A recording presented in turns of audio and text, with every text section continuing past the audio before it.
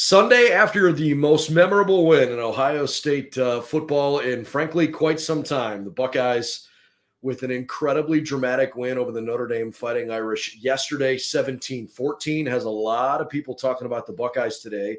Some of it in a good light. In fact, an awful lot of it in a good light, but maybe not exclusively in the positive light that you kind of hope and expect given what happened yesterday. We want to dive into everything that we learned about the game, learned about this team. I would say most of it is pretty good, but there are some things we probably want to address that are worth talking about even in an exciting win like this. So plenty to talk about here this evening as we break down all that we learned in Ohio State's big 3-point win with that game-winning touchdown as time basically expired in Notre Dame Stadium yesterday. Coming up next, the Buckeye Breakdown podcast. We've got the whole crew together as we cover Ohio State with our instant analysis from Ohio State. There's something that doesn't feel right. Unbelievable effort from him today. Is E.J. Liddell going to crack the first team All-Big Ten? I think he can be the guy. I'm not trying to start a quarterback controversy. He seems to have the durability. He certainly has the toughness. Is the question on a lot of people's minds here. Welcome to Buckeye Breakdown.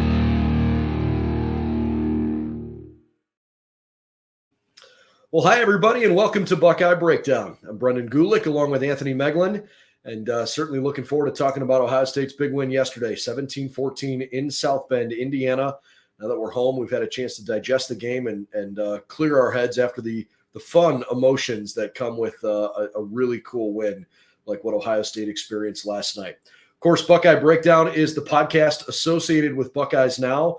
We're the Fan Nation Network channel on Sports Illustrated's platform. We'd really appreciate it if you subscribe to this channel, hit the notification bell so you know when we go live. I would say 95% of the time we're live at 7 a.m. on weekday mornings.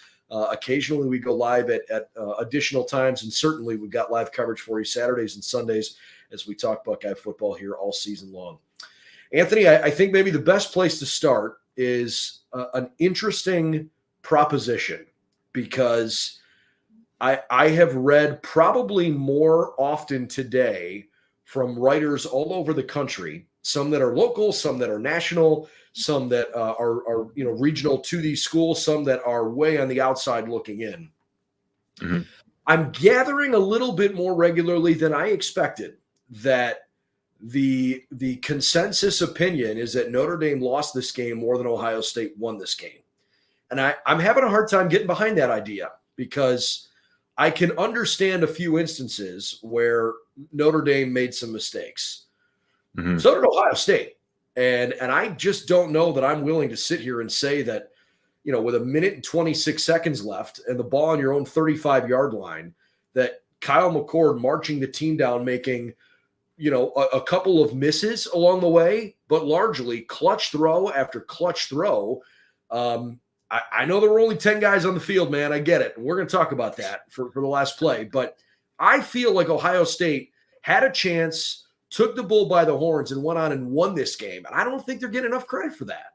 Yeah, it's just really your perception of, or the perspective you're coming from, because I think that there's a number of instances where you could say Ohio State took advantage of what they had and won the football game. And at the end of the day, right, like 3rd and 19, you can make a lot of excuses for a lot of things, but you still got to deliver a football. You still got to make a catch.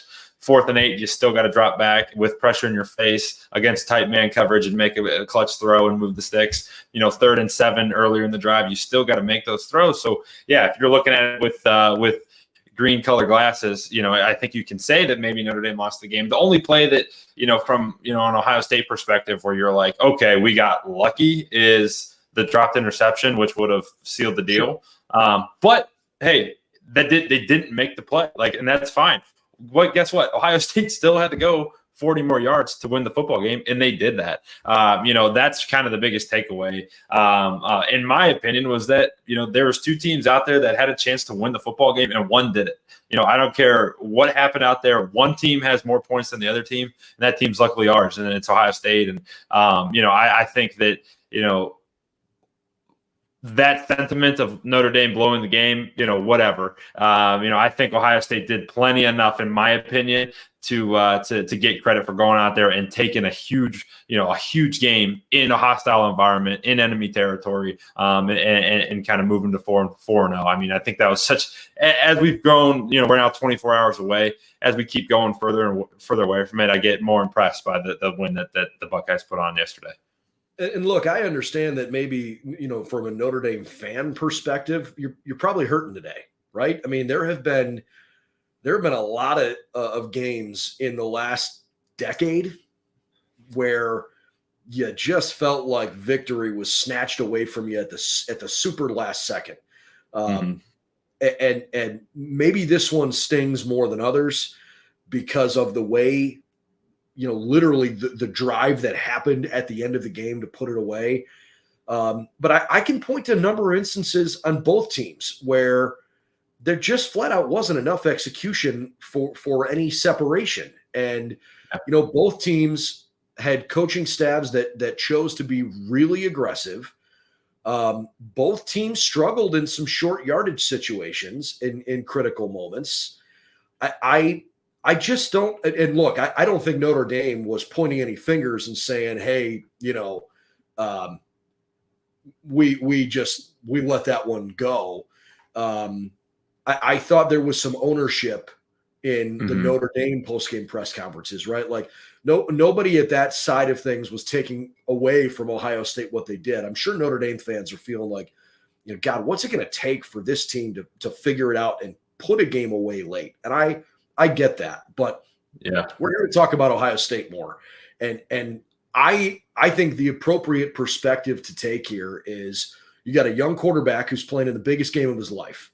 You play high school ball and you're recruited by everybody all over the country. And you think about, where am I going to go play my college football? What kind of stadiums can I play in? What kind of atmosphere can I play in? What's my experience going to be like? You literally dream of moments like last night. And to get the chance not to play in that game, not just to play in it, but to have a chance to run a 2-minute drill late like that and go deliver. I mean, Kyle McCord's he's big man on campus, man. He's a superhero.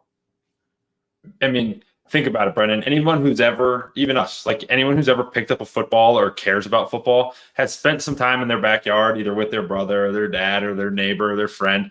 Hey, we got 1 minute to go in Ohio State Stadium. We're down 3. We got to go score. You dream of that situation as a kid.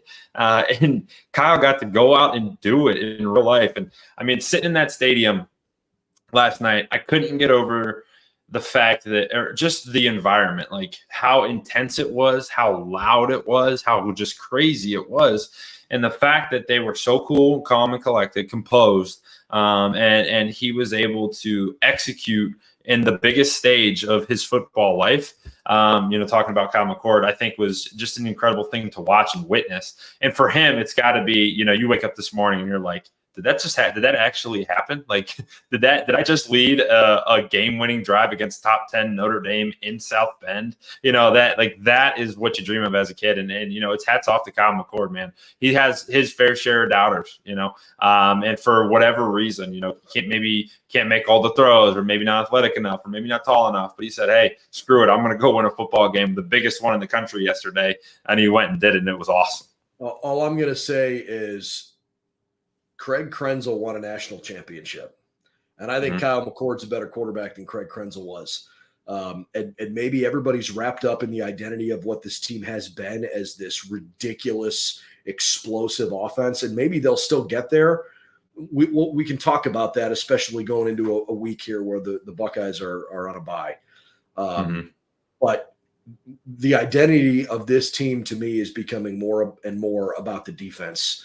And I want to dive into that too. But I want to put the Notre Dame part of the discussion to bed here quickly. So let's talk about Marcus Freeman for just a quick second and the comments he made post-game, because I like Marcus Freeman. And it was interesting to me that last year, he loses the opener.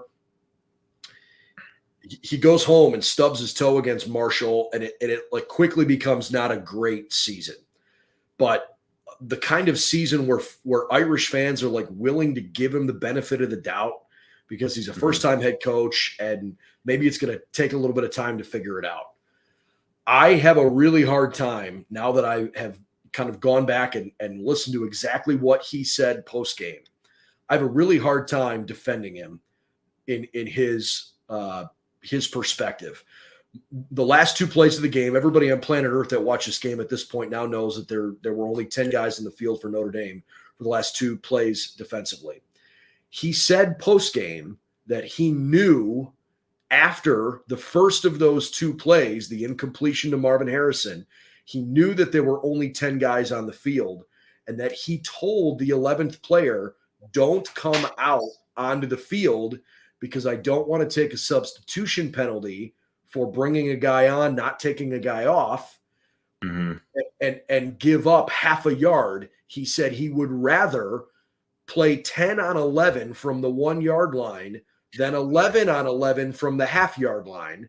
And he had a chance to make the substitution anyways, because I'm sure Ohio State's coaching staff recognized there were 10 guys on the field because they made the substitution. Chip Trainum came in for Travion Henderson, which means the referee goes in front of the quarterback, holds up play to make sure the defense doesn't sub. It was a deliberate decision not to take an 18-inch penalty where you had dominated the line of scrimmage in the second half. And I think that is something that is never going to leave his legacy. That was a bad decision. It doesn't make sense to me. Like, you could take unlimited penalties. The only thing that I could think of in my head is that it was 3rd or 4th down. And like, hey, I don't want to give up the first down. Well, it doesn't matter. Like that part doesn't matter because they don't have any timeouts. Like, if you just stop them, if you stop them, there's 3 seconds left in the game. You either stop it doesn't even matter. Like, or you give up a touchdown and you lose. That's it. It's it. It makes no sense. You could have infinite penalties. You could have an infinite number of substitution penalties without the ball crossing the goal line. Like, it does. That comment makes like less than no sense to me because you could do anything. I would have, if I was a defensive lineman and I recognize it and I look to my right and my guy's not there, I would jump off sides or like touch the offensive lineman or like, coach, like, we're missing a guy. This is the biggest play of the game. And guess what? They ran it right where there's one guy missing, and Chip got in by the skin of his teeth, man. It was like that comment to me. I don't know. It doesn't make any sense to me. I don't know if I missed something and I watched it back and like definitely heard it in context. Like, he was very clearly, obviously, like, I don't want to take this penalty, which I don't understand at all. Yeah. So at this point, maybe it was he was trying to cover for his defense line coach or something along those lines. But like, dude, man, that was a tough. That doesn't make any sense at all. He blew it. I mean, it just flat out. I am of the opinion that he made a mistake. Maybe even privately, he would still defend it rather than what he did publicly. I don't want to pretend to know what went on behind closed doors, the conversations. I'm sure they were hurting. I'm sure it was, maybe he made a comment in the moment when he was asked about it, whatever. Regardless, I as an Ohio State fan, you sit there and you say, thank you very much, because that was substantially helpful in Ohio State literally winning the game on that play. Unbelievable. Okay. Yeah. It's just an unbelievable comment. Like I said, didn't make any sense to me when I heard it. I had to rewatch it back. That whole sequence was just a very weird situation. And hey, Ohio State fans, you love it, right? Hey, we got to run the last play of the biggest game with 10 guys against us. So, hey, you'll take that every day. For sure. All right, back to the Buckeye focus here and the emotions of the final few minutes of the game, the immediate reaction post-game with Ryan Day on the field, the pent-up energy that exploded from apparently the fuel that had been, given to them all week, Lou Holtz's comments that Ryan basically doubled down, and after having a chance to, light him up on national TV, came around in the post-game press conference room 20 minutes later, and it was still the first thing out of his mouth. Obviously, he was pretty upset about that. So I think it's interesting here that because so many people picked Notre Dame to win this game, and I can understand why they did. Notre Dame's really good. Like, that was not a fluky effort. They're good. Mm-hmm. I don't know the last time I can remember Ohio State being favored all week in Vegas. They were never the underdog in this game. It wasn't a huge spread, but they were favored all week. And yet it kind of felt like everybody doubted them this week. And I wonder how many times that might happen this year. And are people all of a sudden going to buy in now because of the win against Notre Dame? Or does that suddenly clear the cobwebs somehow and you just, okay, the Buckeyes, they're going to be the team with the target on their back no matter what. I'm interested to see the national perspective moving forward on that. My guess is that it will change a little bit, because think about early in the year, like, hey, this was a good opportunity. I think that everyone was like, oh my gosh, Notre Dame maybe has something this year, so we're going to ride them, right? But now I think moving forward with this win from Ohio State, I think this was a very Michigan feel-like game. Like, it was very physical. It was tough. It was hard-nosed, 17-14, like old school Big Ten, which was that feel to it. And I think that, kind of going forward, you think that, hey, when it is time to go against Penn State and it is time to go against Michigan, is the national perspective going to lean back on a game like yesterday's and be like, hey, Ohio State is proven in this. Like, maybe they can catch a Penn State team who hasn't seen something like this, or a Michigan team who hasn't been tested the way that Ohio State has. And I think that national perspective will change. I think it was just maybe a fatigue, like an Ohio State fatigue, that everyone was like, all right, maybe Notre Dame has a chance this week, and we're going to doubt Ohio State, and we're going to pick against them as much as we could, because I totally agree with the sentiment that everywhere you went and everything you heard was that Notre Dame was going to get this win, and people were confident in that. And Ohio State came out and proved them wrong. But I think that narrative will change, as the year kind of progresses here.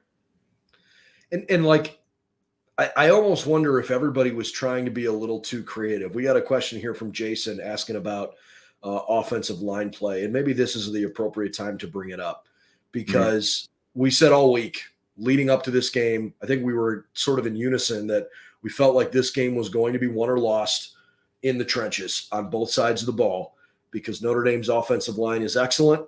Ohio State's defensive line has a lot of talent, but maybe didn't put up the stats that you wanted to see from them the first few games. Ohio State's offensive line seems like they're comfortable in pass protection. Kyle McCord was largely kept clean again. And yet when it came time to get some tough short yardage situations, gotta have it kind of yards, Ryan Day doesn't have to say it. And even if he says something to the contrary, his play calling tells me what I need to know. On 4th and goal from the 1, he called a play action pass. On a 4th and 1, he runs a jet sweep with Emeka Egbuka late in the game that gets stood up, and you're running laterally. Like, there seems to be a lack of desire to just get it done when it needs to get done. And I don't know where the breakdown is, if it's a lack of faith, if it's a lack of execution, if things just aren't perfect because Notre Dame's defensive line is really good. Whatever the case is, it was a good, not great day, in my opinion, from Ohio State's offensive line.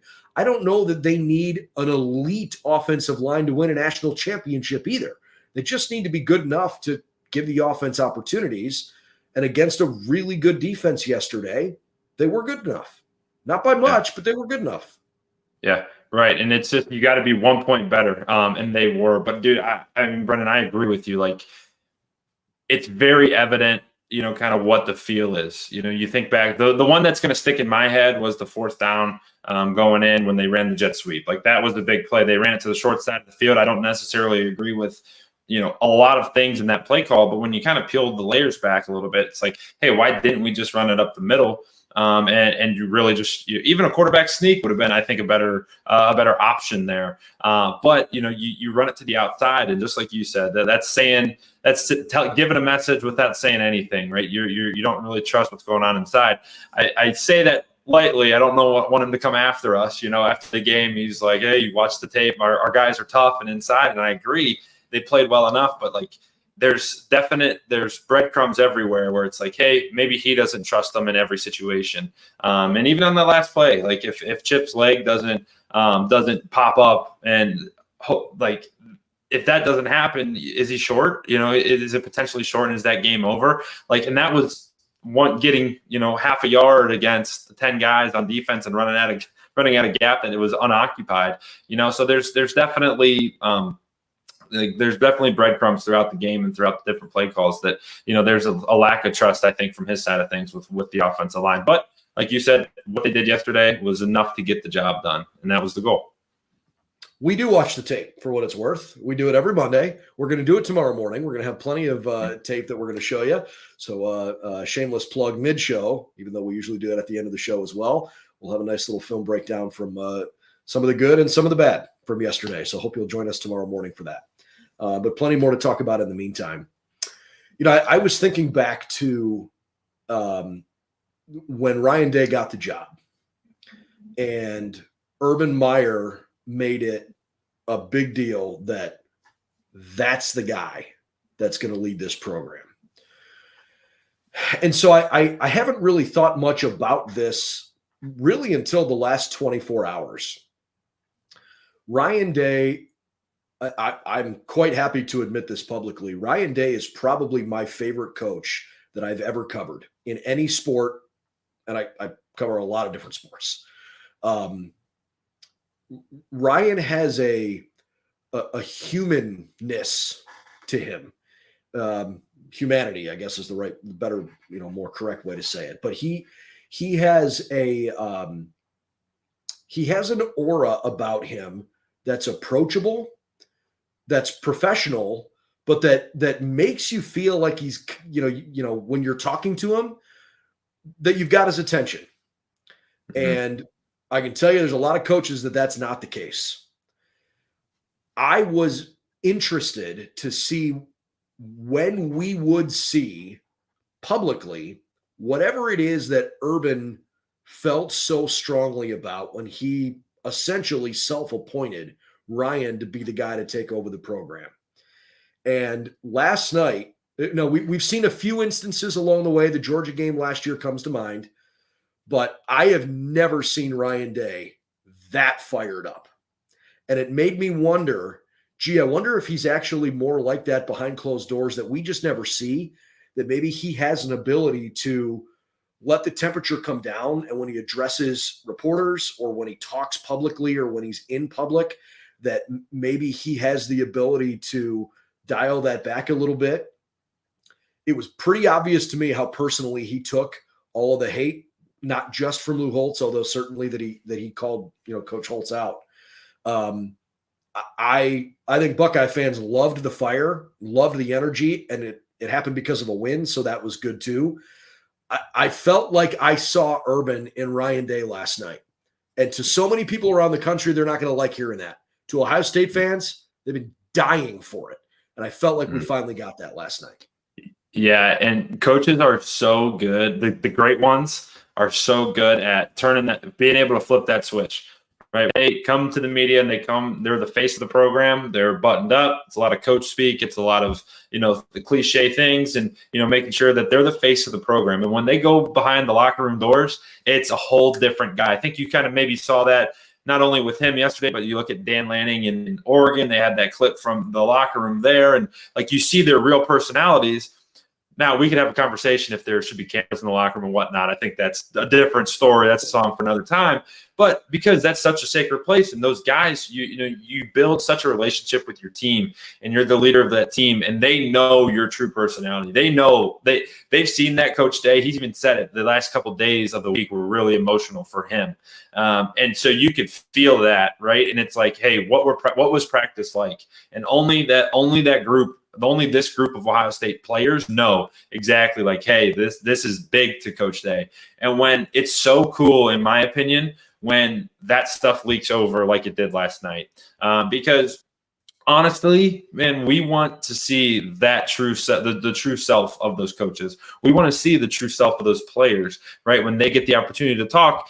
And sometimes, there's give and take there, right? You get a sound bite from somebody and people run with it, especially in our day and age where it's you can clip stuff and it's all out of context and whatnot. But seeing that from him last night, I thought was a really, really cool thing, because you could see how much it meant to him for really the first time that he showed that type of emotion. And for me, it tells me what this team means to him, because this is a little bit different of a challenge. He doesn't have his, it's not CJ Stroud stepping up for year 2 or Justin Fields stepping up for year 2. Like, this is a little bit of a challenge. You got a whole new offensive line, new quarterback, you're trying to make this all mesh. And it's hard, man. This is a hard deal. And to see him react the way that he did after the biggest win that this program's had, well, I shouldn't say Ohio State, the biggest win of this year, was so cool, and it was so eye-opening that he was able to show us that. And I loved it. I personally really, really loved it. And I know Ohio State fans did as well. Like, my group texts were going crazy. I wasn't watching on TV. Obviously, I was there, so we were walking out of the stadium, and obviously didn't have NBC on my phone or whatnot. And my group text lit up like, oh my gosh, we got our guy. Like, this fires me up, like all sorts of stuff for him. And I think it's really big to him because, right, there's a lot of question marks surrounding him this year after what's been going on the past couple of years. And I think that was just so cool for us to see, and Buckeye Nation to see as well. I'm trying not to be too prisoner of the moment, because you think back to 2020, and I mean, God, the season was just a cluster. But the win over Clemson was a big deal. Now, Ryan never had a moment where he went bananas post game. But it was pretty obvious that, from feeling like they got jobbed in 2019 in the Clemson game to basically saying, hey, these guys are going to be good again next year because Trevor Lawrence is still here. We want Clemson. We're going to work our way back to getting another crack at them, and to bury them the way they did. I know that was really full circle for Ohio State. But all of the handcuffing that season, you didn't even play Michigan. Some of the games that were COVID canceled, you had one hand tied behind your back playing Alabama, and you got smoked in the national championship game. And then, the next 2 years, you lose at Oregon at home in a frustrating game for sure. Joe Moorhead organized a great game for Oregon that night. Didn't play well in the second half against Michigan 2 years ago. And he even acknowledged that last night and saying, hey, look, that was not a good half, but it's the only bad half that I'm willing to acknowledge publicly, Ryan said, from that Michigan game a couple years ago. Last year, a tough game. The scoreboard reflected maybe a more lopsided loss than what Ohio State, internally felt. But obviously it was a bad loss to Michigan. And you win the Rose Bowl, and it was awesome. God, that was an instant classic, but like, it was an exhibition. And you had a couple guys opting out of the game, and like, your season wasn't hanging in the balance. So again, I don't think it's too prisoner of the moment to look at last night as a truly defining moment in Ryan Day's coaching career. It's very obviously a defining moment in Kyle McCord's playing career. And it's the kind of thing that, for me, I think this team never lacked belief that they could go there and win, and that they could go win a national championship this year. But there is an element of the proof is in the pudding. And when hey, this is like the first big game of the year, right? Like, we're not gearing up for Indiana or really getting fired up to play Youngstown State or Western Kentucky. Some of that hype is like manufactured. When you're going to go play a team like Notre Dame on the road, and you got to go do it, and then you do in the fashion they did it, I think this is a springboard for this team, because they got a good Maryland team coming in. I'm telling you right now, Penn State looks really good. Michigan looks really good. Penn State might be the best team in the Big Ten this year right now. Through 4 games, they embarrassed Iowa yesterday. So I think this can be a vindicating moment for an Ohio State team that's plenty capable of winning the Big Ten, but they got a couple of big tests still in front of them for sure. And Brendan, I don't know if you watched this happen, but from my perspective, not only the outpouring from Ryan Day at the end of the game, I thought was really cool, but the outpouring of the team after Chip scored. Obviously, it's a big play. They would have reacted like crazy, regardless. But it was awesome to see them just totally go crazy. And then after everything kind of settled down, after the review and after the kick, they were still going, really crazy. They understood the moment. And you make a really good point about the vindication part of it. And it's really hard early in the year, especially for them to play, in no disrespect, like 3 preseason games almost, and really start in continuing to have question marks. Okay. Like not Indiana. I shouldn't say that about Indiana, but like, Youngstown State, you're paying them to come to Columbus. Western Kentucky, you're paying them to come to Columbus, and you're paying them to kind of prep up for Notre Dame. And there were still a lot of questions. And that does seep into the players' minds. Like, hey, are we on this level? Are we on the national level that we need to be? And to see them prove it to themselves last night is awesome. You take the coaches out of it, you take the storylines out of it, you make it just purely football. And the guys in the guys wearing the Ohio State Buckeyes uniforms last night now believe that they can go toe to toe with anybody because of the performance that they put on last night. And you could see them realize it at the end. And it was really cool to kind of watch that too. I know Ohio State's not going to look past Maryland, but I think Maryland right now might be the 4th best team in the Big Ten. Mm-hmm. I mean, to me, it's pretty obvious the 3 best teams in the Big Ten are, in no particular order: Ohio State, Penn State, and Michigan. I don't think anybody would really argue that. But who's the best of the rest? There are good elements to some other teams, but top to bottom right now, Maryland actually looks pretty good. And if they take care of business and they, come into Ohio State undefeated, it's actually going to be a chance for a decent game. Then I don't think the Buckeyes are going to look past them. But I also think Ohio State's probably grateful to have a week off here because Marvin Harrison Jr. needs to get his ankle healthy. And, that was a pretty rough and tumble game last night. Kyle McCord was beat up. I mean, you could see a huge strawberry on his elbow post game. Just kind of the way he was walking into the post game press conference. It was a tough game. Chip Trainum, tough game. Lathan Ransom, the way he played yesterday. Sonny Styles, the way he played yesterday. I think having a week off might not be a bad thing right now. That was a 10-round fight, man. I mean, and there were haymakers left and right, again and again, both ways. Like Ohio State was hitting, Notre Dame was hitting. And you're right. This is the perfect time to have a bye week. And think of the last month that Ohio State's had. It's been, it's had to be a lot from the inside.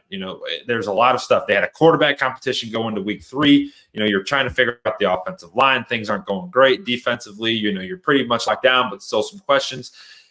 That's a lot. And now you have a lot of the answers to it. And now everyone can believe it. When you and I are sitting here talking before Western Kentucky saying, hey, Kyle McCord's the guy, and we're telling you that, but the evidence is Youngstown State and Western Kentucky, there's a lot of questions out there. But when the evidence is Notre Dame and a last-second drive, all right, there's no questions there. And there's no questions anywhere else on this team. So now you go into this bye week, take a deep breath, get healed first and foremost. Like Marvin Harrison, get yourself in an ice bath. Get yourself into the cold tubs. Don't touch a field for a week and just relax. Get all these guys ready to rock because this stretch coming up here, you're starting to really get into that Big Ten schedule. It's going to be a long stretch, and there's going to be a lot of good teams in there. I think we're seeing that, kind of across the board in college football, that there's a little bit more balance, right? There's not the same teams up top, and a lot of even in the conferences, a lot of teams, that haven't been historically in the past 10 years relevant, are kind of making a push and really challenging some of the top dogs. So, you're going to take this week, get everything right, get healthy, and get ready for a stretch run here that's going to be pretty special. And how much fun is it that it feels like college football is kind of a wide open race right now? Isn't it great? Honestly, makes me look forward to next year. Late night game last night. Sure. Even USC was in a battle with Arizona State. It ended up being a 3-score win, but when I ended up falling asleep, it was a 1-score game, and Drew Pine, former Notre Dame quarterback, is taking Arizona State toe to toe with USC. So everywhere you look, the Pac-12 is relevant. You think we may not know this, our fans, but the Washington Huskies are a fun team to watch, and B, going to be very, very relevant as the team goes along, as the season goes along. They play at 10 o'clock every Saturday, so we're asleep by then, but get an opportunity to watch the Huskies because they're legit too. So there's a lot of cool teams that are new and are going to be new to the party this year, which is fun. Michael Penix still makes my spine tingle a little bit, man. That kid That kid was that close to beating Ohio State in front of a bunch of cardboard cutouts a few years ago. He could really, really play. He's fun to watch. Brennan, stat of the day for him. Washington leads the country. I know this isn't a Washington podcast, so we'll get off this. But stat of the day that all of football I've heard in a long time is he's averaging, and Washington's averaging 11 yards per drop back. Right? We break this down. You break passing down in like 11 yards per completion, 11 yards per attempt. They're averaging 11 yards per dropout, which includes sacks, that includes incompletions, that includes completion. Their offense is off the chart. So anyway, I'll get off my Washington soapbox. I don't know where it came from, but I was just listening to football stuff today, and just wanted to share that as well. But it's kind of funny. The Pac-12 is now the Pac-2. And I'm interested to see what's going to happen there. And actually, the teams in that conference are kind of balling out, which is kind of fun. Also, I'm not even the least bit sad that Oregon smacked Colorado yesterday. I was wondering if that was going to come up. What time it was? Only 35 minutes in that came up. Couple other things. This was an interesting note that I admittedly, I don't know if this made the broadcast last night. And it's probably not like headline news, but just to maybe underscore how used to big offensive performances we've gotten. Last night was a record-breaking night in the negative way. Ohio State snapped an NCAA record 75 consecutive games of scoring at least 20 points. And they certainly had a few chances where they could have broken that threshold. But it's the first time in a very, very long time that Ohio State didn't even score 20 points. And I think it underscores the identity of this team being a defensive identity. And I want to talk defense here before we finish up for the night. I don't know about you, man. I'm cool with this being a team that, we think defense first. If they're going to play like that, it wasn't a perfect performance for the defense either, but knowing that was the Achilles heel for this team the last couple of years as they tried to win a national title where they had all the offensive talent in the world to get it done. Nobody would ever question that. They couldn't stop giving up big plays. Now, they've still got enough offensive pieces to do it, but the defense looks like the kind of unit that can carry you through some of those ups and downs offensively. If I'm an Ohio State fan, man, I'd be fired up about that.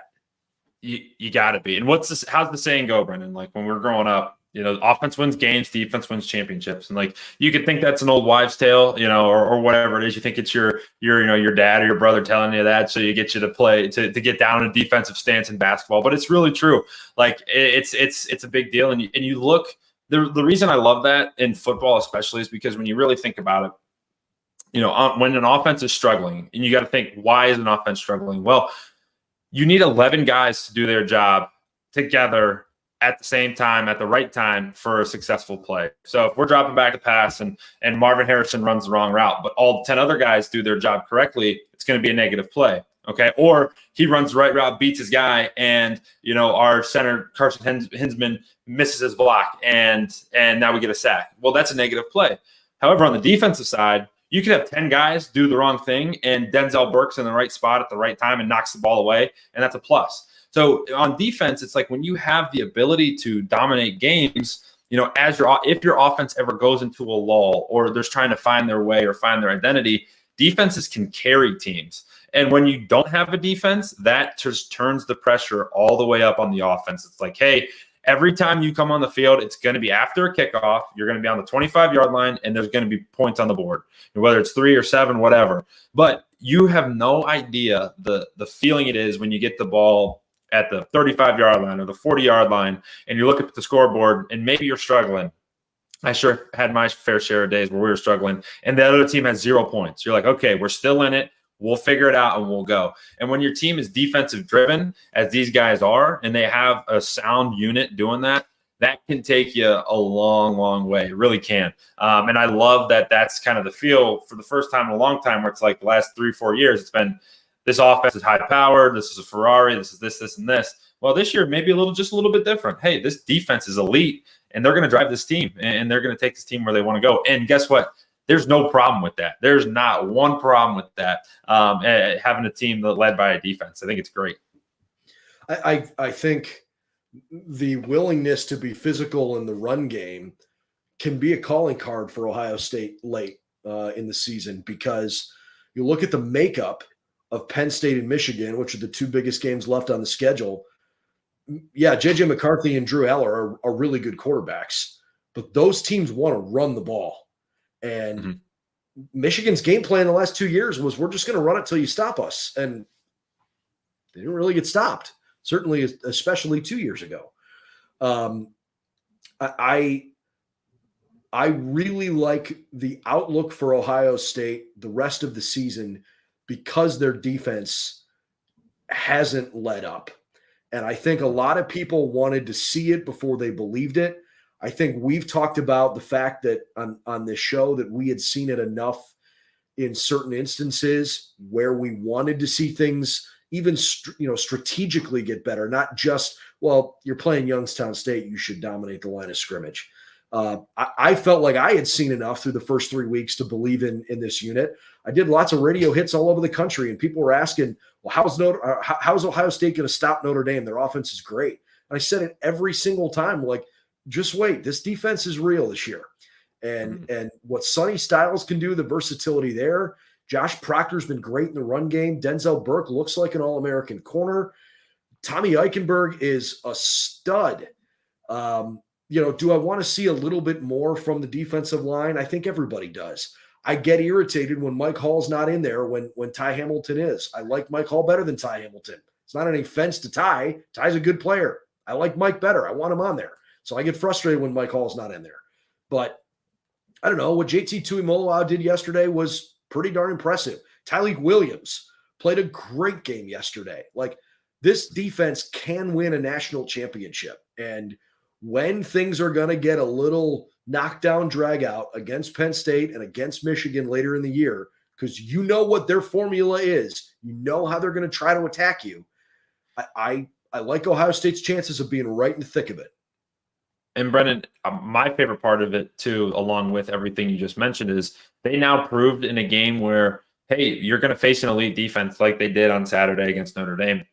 We're going to be in it all throughout it. This defense is going to keep you in that football game until TreVeyon Henderson can break a 60-yarder, or until Marvin Harrison finds some space. Like, we'll keep you in this game. Offense, keep working, and we can win a game where we don't score 20 points because our defense is so darn good. And that's something you can lean back on, whether it's against Penn State or against Michigan, or it's against Maryland or somebody like that, where it's like, hey, wherever it may come in this Big Ten schedule, this defense is going to have you involved at all times because they're so darn good. All right, you're the quarterback on this show that beat the number one team in the country twice in a 4-week stretch. So you're the one that gets the football questions here. Yes. Why does Ryan Day not run a quarterback sneak? Like, what I have is there some, no idea. In some concept, I'm being like somewhat sarcastic, but I actually wonder, like, is there a strategy that I just don't understand why he won't line up Kyle McCord, who's a big kid, under center, and just try to run forward for sometimes a yard or half a yard? Like, why don't you do it? I don't get it. It's the ultimate keep it simple, stupid. Like, it's keep it simple. Like, we need a yard. Hey, let's not run 30, 40 yards side to side. Just go forward. Just literally go forward. You don't need 10 yards. Just catch the ball and get pushed from behind. There's no rules against pushing. So it's like, get the ball and just fall forward. And that's one thing that I have no idea. I watched it in the Browns game today, like 3 or 4 times. They would like motion guys in to take a snap. I don't understand it. Just get the quarterback underneath center. He's the best ball handler on the team. Get the snap, fall forward, move the sticks. I don't know. It's a great question that I don't have a good answer for you today. Now, the reality is, and we'll wrap our show tonight with this, I like what Ohio State has at running back.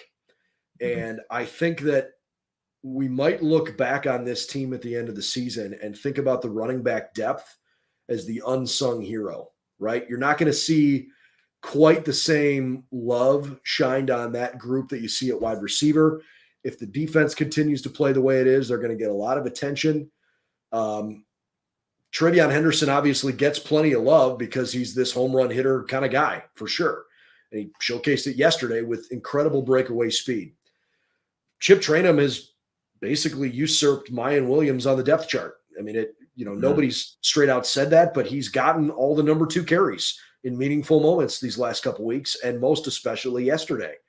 I don't think it's a slam against Mayan Williams. Chip's just been that good, and TreVeyon's got a little better top-end speed, so he's going to be your starter because that's what Ryan Day wants on the field. He wants speed.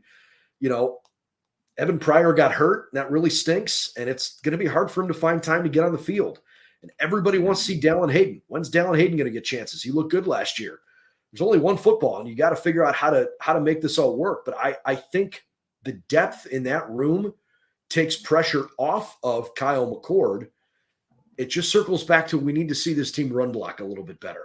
And I hope that those two things can correlate because Tony Alford's got a room right now that I think is really special. And when you can filter in guys like that and you can have fresh legs, that's the biggest thing in my opinion, right? When you come out in the first quarter and everyone's got fresh legs and TreVeyon's running against them, they're pounding, right? It goes into the second quarter. Chip starts getting some carries, they're pounding, right? Then you can start getting the third and fourth quarter, and you've now been rotating 3 running backs or 2 or whatever it's going to turn out to be, and these guys got fresh legs going against a defense who's just been taking a beating all game long with fresh guys every single time, and that wears on a team. And when you can run the football, I've said this a number of times. I'm going to continue to say it as long as we're doing a show together. Running the football is something that every team needs to be able to do. And Ohio State's got 3 horses back there, man, that takes so much pressure off a quarterback, whether it's a veteran guy like C.J. Stroud or it's a new guy like Kyle McCord. Like when you're able to run the football, the whole weight of the world isn't on the quarterback's shoulders. You can spread it out, and there's everything opens up when you have that ability. So what they have in that backfield is something that, again, you talk national championship, that's something that is consistent throughout, a lot of national title teams is a great running back room. The calendar officially turned from summer to fall this weekend, and we were treated to the most spectacular late summer, early fall night you could hope for. Between a clash of college football titans in an iconic setting in front of a national audience in a game that became the most expensive ticket in the history of college football, and in the most magical of moments late in the game in front of touchdown Jesus, Kyle McCord leads Ohio State on a game-winning drive. And you think about what he's been through, what Chip Trayanum's been through, transferring. He's an Akron kid, plays for one of the preeminent high school football teams in the country right now, and Archbishop Hoban wanted to be a running back at Ohio State. The Buckeyes said, a little more interested in you as a linebacker. So he goes to Arizona State to prove that he can be a running back, transfers back home to be a linebacker, and then finds himself because of need in the running back room. And he's the one that scores that touchdown last night. By the way, for what it's worth, his high school coach, Tim Tyrrell, told me that he thought a couple of years ago that Chip Trayanum could be an NFL linebacker or an NFL running back. I'll be interested to follow that storyline along the way. Obviously, looks like the running back side might have better future at the moment. But Cade Stover and his leadership and his big moments last night, Xavier Johnson got one chance to make a big play, 40-yard catch, huge moment. Just time and time again, it felt like the kind of game where you couldn't get rid of the goosebumps. And Ohio State put on a performance that fans will never, ever forget. And then when it was all done, almost Baker Mayfield planting the flag style in the shoe, Ryan Day planted a flag on Lou Holtz and said, I don't know what that's all about, but I love this team. These guys are warriors, and quit questioning our toughness. And Ohio State goes into the bye on a 17-14 win with one big old exclamation point in South Bend. Yeah, I don't want you were on one right there, so I was going to let you go. That was pretty good. I didn't want to say something dumb after that. That was perfect. That was a perfect way to go. Well, then we'll wrap it from there. All right. We'll be live tomorrow morning, 7 a.m. with plenty of clips from yesterday's game. We'll break down the film and let you know what we liked, let you know what we didn't. It's always better when you're learning from a game where you win. And Ohio State has that opportunity to get healthy this week and to get off their feet and to go into the bye 4-0. We have since learned, by the way, that Ryan Day is not going to speak to the media on Tuesday as normally scheduled. That doesn't mean it's a guarantee we won't hear from him this week. We know he's still scheduled to do his radio show on Thursday, but there will not be media availability tomorrow or Tuesday at the Woody Hayes Athletic Center. At the earliest right now, the first thing we would potentially have is a chance to talk to players after practice on Wednesday. So the guys are getting a little chance to take a deep breath during the bye week as well. So we've still got lots of coverage coming for you. We hope you'll be a part of that. Of course, we rip the audio off of this video broadcast and post the audio by itself. If you enjoy listening to audio podcasts, just know that tomorrow morning we're not going to do that because it's kind of silly to do a film breakdown without the video component. So if you're listening to this after the fact, please join us tomorrow morning. Or if you're interested, just go over to our YouTube channel. You can find us pretty easily. The Buckeye Breakdown podcast, Buckeyes Now on Sports Illustrated. All right. For Anthony Moeglin, I'm Brendan Gulick. Enjoy the rest of your weekend. The Sunday night football game coming up here shortly. And I'm sure that folks around the country are still relishing and should be a big Ohio State win. 17-14, beating the Irish and keeping those perfect season dreams still very much intact.